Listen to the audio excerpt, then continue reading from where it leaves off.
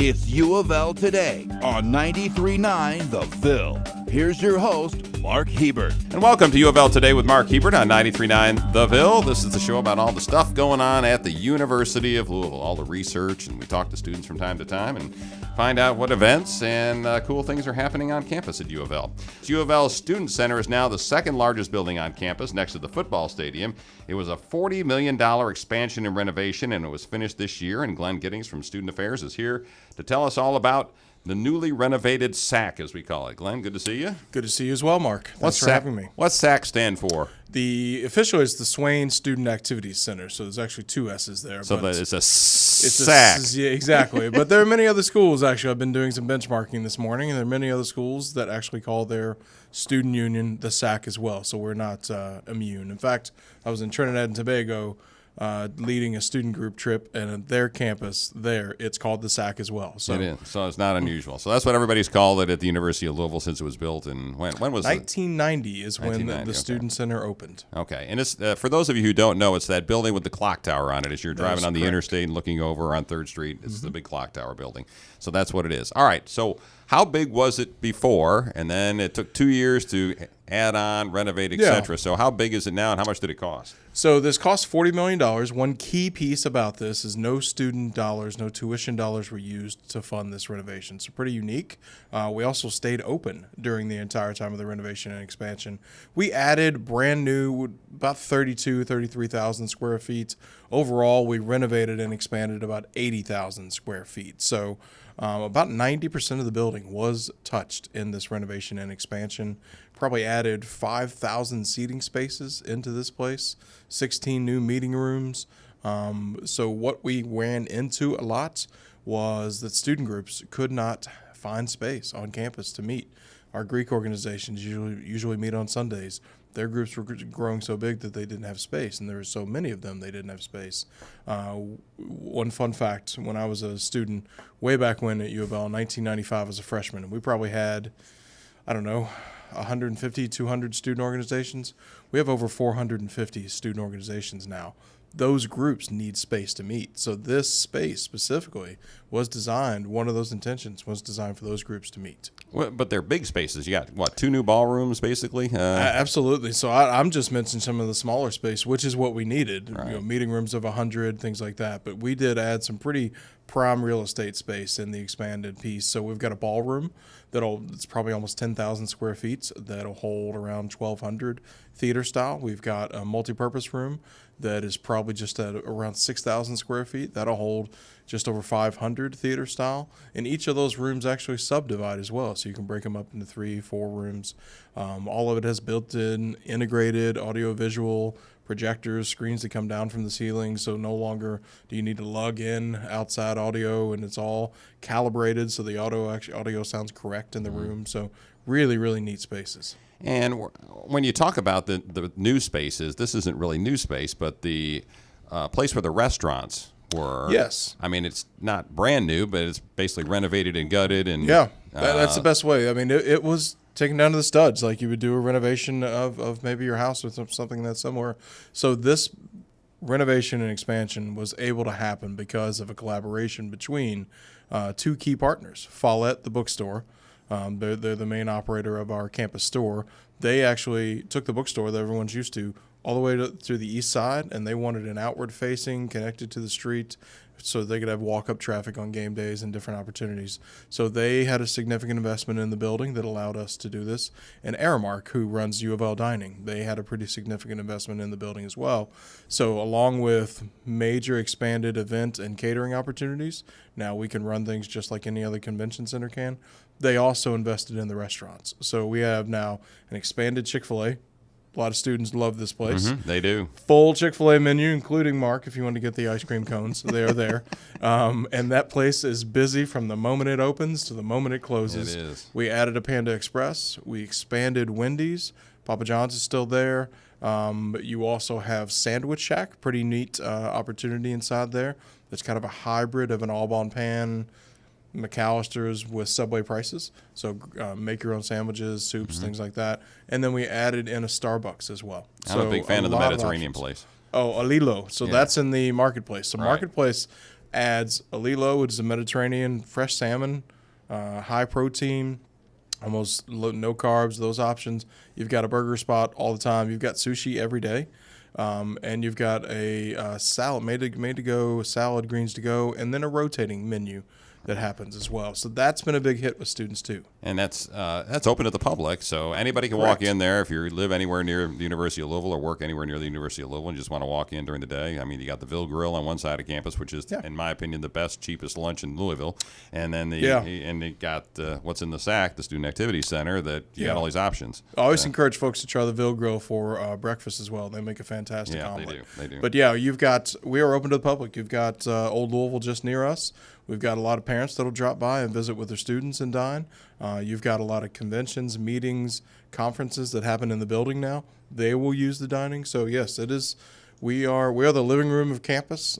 Honestly, we see everyone throughout the community, and we are the place where the students study, eat, meet, and recreate. Talking with Glen Gittings from the Student Affairs Office here at the University of Louisville. We're talking about the renovated and expanded Student Activity Center at U of L. And you talked about the Starbucks and the bookstore, which are on the 3rd Street side. So if you're a fan coming to what, like softball, track meets, those kinds of things, it's literally right across the street, isn't it? It's fantastic, actually. It's great options for softball, track, field hockey, those different options. Even if you went a little bit further down for lacrosse, you could pop down. So you've got a full bookstore with snacks and a lot of other items for sale, not just books, a lot of merchandise for folks to grab if they'd like to grab something. And then you've got the Starbucks there as well. So that's a good thing that a lot of folks can pop over to during those games. And besides being open, the restaurants being open to the public, are the spaces, like the ballrooms, open to the public? In other words, if I want to have a wedding or a convention or something there, can I rent the space? You absolutely can, and we would love to have you there. Now, we serve primarily students and campus departments first. That's our priority. But then we do have the expanded capacity now with this new ballroom, new multipurpose room, and all the other areas to host conferences, weddings, other large-scale meetings that corporations want to have. And we have seen that already. We're seeing multiple conferences we've already held because now we have one big space as well as breakout rooms that they can do and keep everything in one spot. And you've got U of L dining there that can run all of the catering that they need specifically. So it's just like running anything you see. And we're seeing things come to us now. A lot of campus major events as well. We're even going to see U of L doctoral hooding come to us in December. So some ceremonies and conventions, convocations, those type of things. Absolutely. Okay. And U of L has big events, and we're going to talk about one of them coming up right after you when we talk about the Raise Red, which is a dance marathon. Is that going to move now? Raise Red comes to us. Raise Red was in the older facility part of the building last year in the Cardinal old Arena? intramural gyms. No, not Cardinal Arena. We still kept one of the neat things about this renovation is we added health and sports sciences, the entire academic department.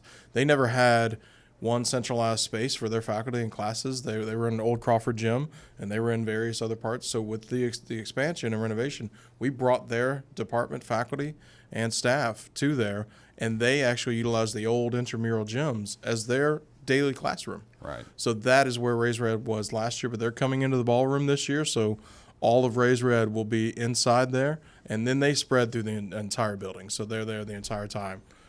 Throughout. Right. One more thing before we let you go. I know commuter students now have a place to kind of hang out and put their things once they get to campus, right? Yes, there's a couple different spots for commuter students, and really we've really worked strongly with Student Government Association over multiple years to lobby for this renovation and expansion.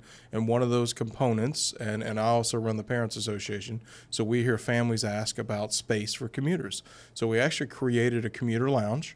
So they've got a space that has a refrigerator, a microwave, seating areas that they can come in and actually make their lunch, and there are lockers in there too. So you can rent a locker for $15 for the semester and have it the whole time. So you've got space between those two areas, and then we added significant seating and lounge space throughout this.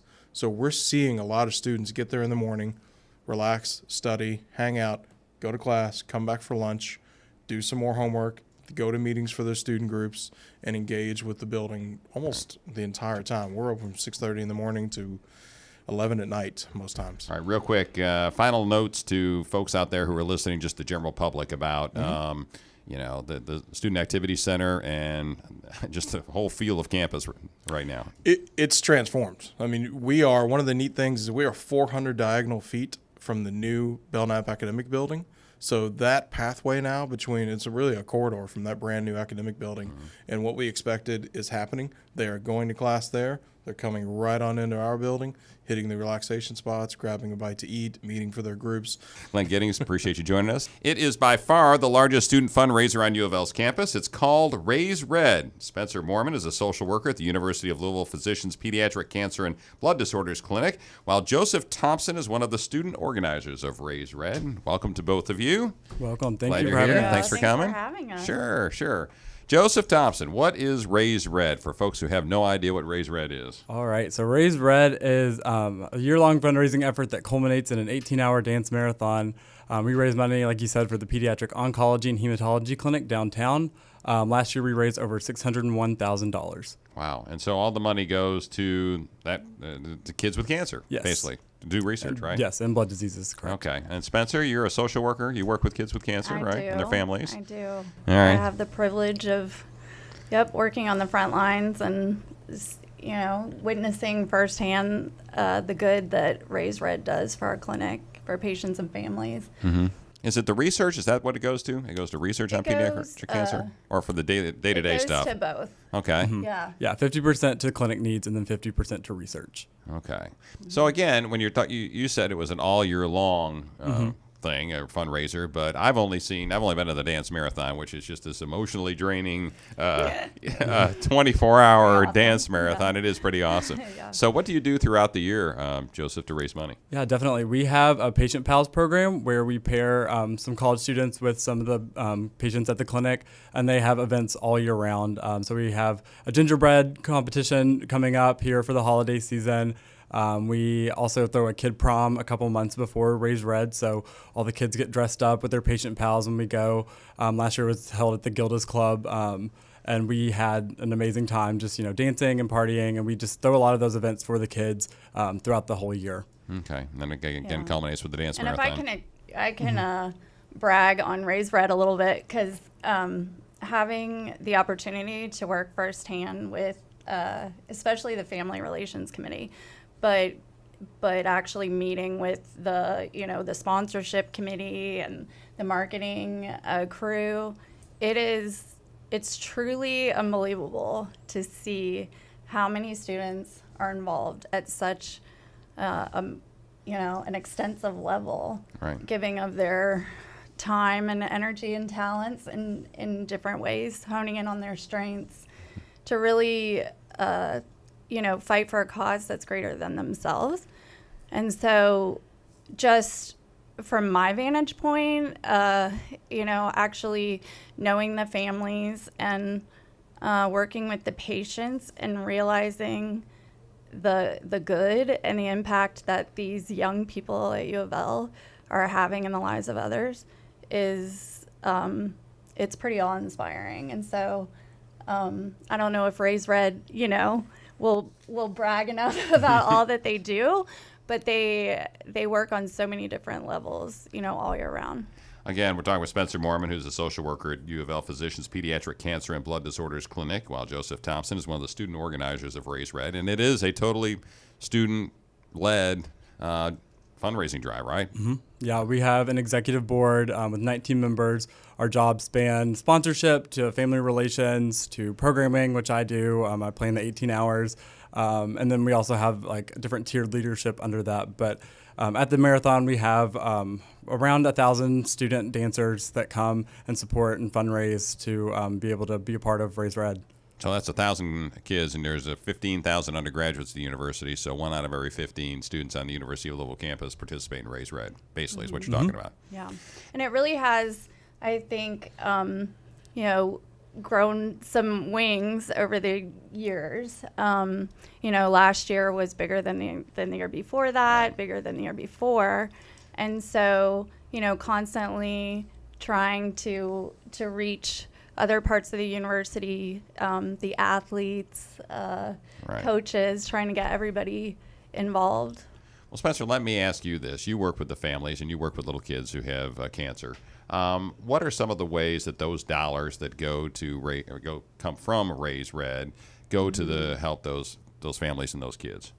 Well, pediatric cancer doesn't just attack, the healthy cells of a young person. It really is a family disease, cancer. It attacks the family's pocketbook. It attacks their minds, siblings in the family. It truly wreaks havoc, on the entire family. And so this Raise Red support goes to, even working families who otherwise, are able to pay their bills. A diagnosis like this is devastating. So Raise Red will, pay a mortgage bill, utility bill, stuff, even gas cards, anything to just help them, through a difficult time. Mm-hmm. Thanks to Raise Red, we've recruited Dr. William C. From Chicago, and he's now a part of our team, and he is focusing on bringing CAR T therapy to Louisville. So our patients that are in need of that treatment don't have to spend months, away from home. Going to Cleveland or Chicago or Houston or someplace like that. Yeah. Joseph, what do students get out of this? Yeah. So as a freshman, I signed up and I just did it because everyone was doing it. I guess one of those positive peer pressure type things. But it worked, obviously. Yeah, it became the cool thing to do, yeah. But I didn't really know what to expect. And whenever I went to the marathon, I was completely awe-inspired.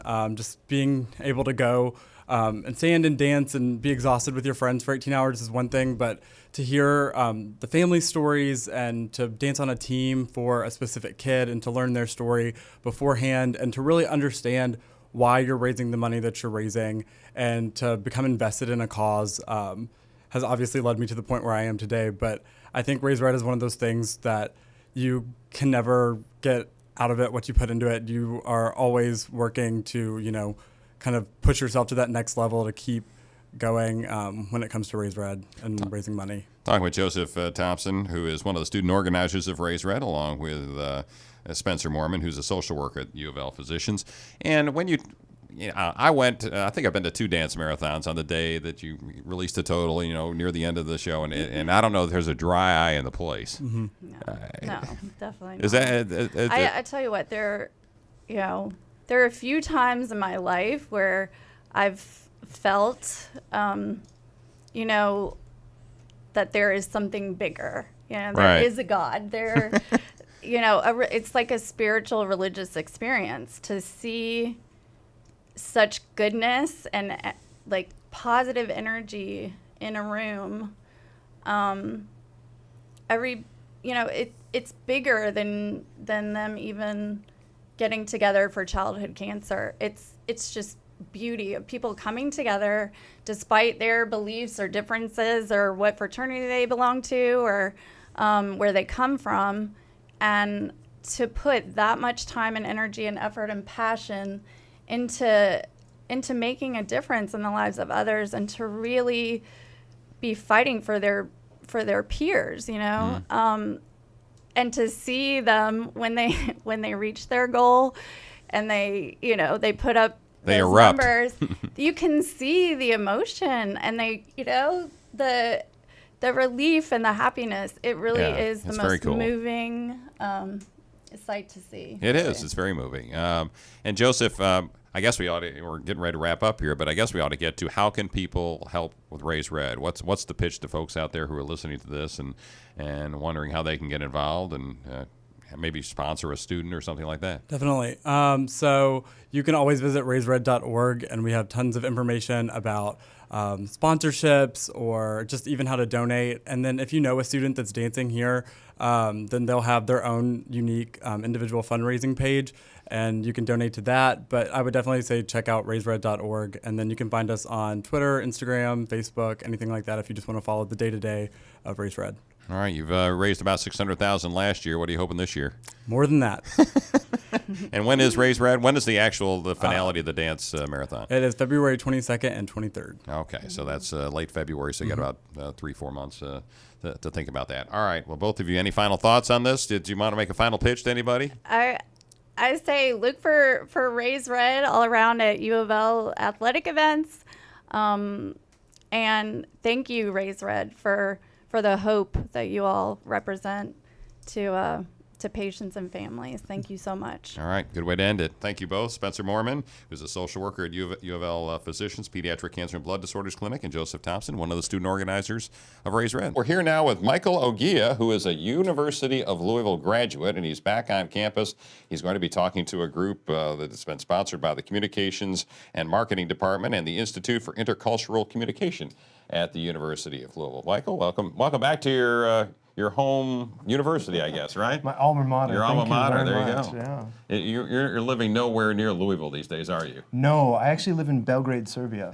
How in the world did you get to Belgrade, Serbia? Well, like most things, I found myself there accidentally. I was living in Istanbul between 2014 2016, and I visited Belgrade twice after being told about it, and I just fell in love with the city. And then eventually I fell in love with a woman. So. Okay. And so what do you do in Belgrade? There I actually work from home, work remotely, and I'm working currently as the communications manager and advisor on internet governance to the Global Forum for Media Development. That's a mouthful, as we said. All right. Well, you're here on U of L's campus to talk about, in the age of disinformation, internet policing, for lack of a better term. So why don't you kind of describe what you're talking about? Sure. So actually, policing is very much... That's my word. Yeah, no, fair enough. It's really more, what I'm going to be talking a lot more about is internet policymaking. So whenever we ask ourselves, like, a really good example that a lot of people have heard of is net neutrality, network neutrality. People, rightfully so, a lot of people are very upset about the decision by the FCC to repeal the net neutrality rules. So net neutrality is a great example of how policies can be made around the world, whether it's in country or more globally, as in, like, how can we facilitate certain kinds of actions? How can we help, bring about certain kinds of changes to the digital world? Because ultimately, it's governments that make policy or that pass laws. It's civil society that is acting as an accountability measure. It's the private sector that are innovating and creating, business opportunity, and then it's end users who are taking part in services. So it's the idea, the way the internet policy making works is, generally speaking, it's very multi-stakeholder, and it tries to be as inclusive as possible. And I have a background as a journalist. Oh, I think you do too, right? Originally, or at least a communications guy. I'm a communication. I found myself in journalism. Okay, you fell into journalism, sort of. Well, I was actually I was in Istanbul. I lived in Istanbul during the coup. Okay. The coup attempt in 2016, and I was. Yeah, that didn't go very well for the coups. No, no, it did not. Yeah. And I was actually documenting my experience throughout the night. Okay. Yeah. But what I was getting at with that question, by setting that up, that I was a former journalist, and you kind of fell into it, is that what we see going on in the world right now is that nobody really knows what a journalist is. There's no clear view of what a journalist is, mainly because of the internet. Right. Because people are getting their, quote, news, fake news some might say, in some cases, from Facebook, from Twitter, from all these different sources. So when you're talking about policies for the internet, how might that impact, or how can it possibly impact this genie that appears to be already out of the bottle? Well, that's a good question. So the most obvious way to address this is, first of all, before the advent of digital convergence, and digital convergence in that sense, when broadcast, print, and computing all became one, all the basically. same, right? Everyone became one. Before that, there was really strong mechanisms of industry self-regulation, and self-regulation gets it's a loaded word. But there were standards for journalism. There were standards. There's ethical standards. There's accountability standards, and now that's not the case. But there are things that can be done at multiple levels to address things like, quote unquote, fake news. and whatnot. Some of them are policy issues, as in, what can governments or bureaucracies or institutions do to help strengthen, like whether it's citizen journalism or the media environment as a whole. There are things that technology companies can do within their own platforms. There are things that citizens can do. There are a huge role of education in all of this. And all of it, obviously policy supports education very much so, like digital media literacy. It's a huge part of that. Well, similar to what Facebook is trying to do now by filtering out all these fake sites and all these spammers and these Russian hacks and those kinds of folks, right? I mean, Yeah. but that's really hard to do, number one. And number two, they're being criticized in some circles as saying, look, Facebook should just be this free reign. If anybody wants to put anything on there, that should be allowed.